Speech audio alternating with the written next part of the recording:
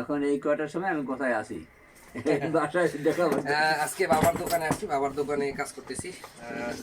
এই ক্যামেরায় দেখতে পাচ্ছেন আমার আব্বু বসে আছে। তো এইটা হচ্ছে ওনার, উনি এই প্রতিষ্ঠান পরিচালনা করে।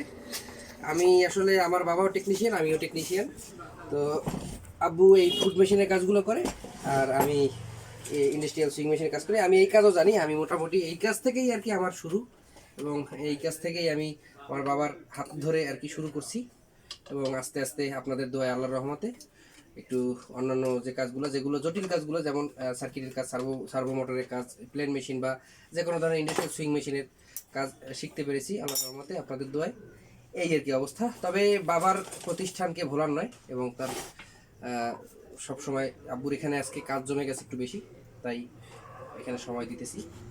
এই আর কি, শুক্রবার দিন আজকে এতেও। তো একটু আগে দেখছিলেন ক্যামেরায় যে আমার বাবাকে, তাই আবার দেখাও।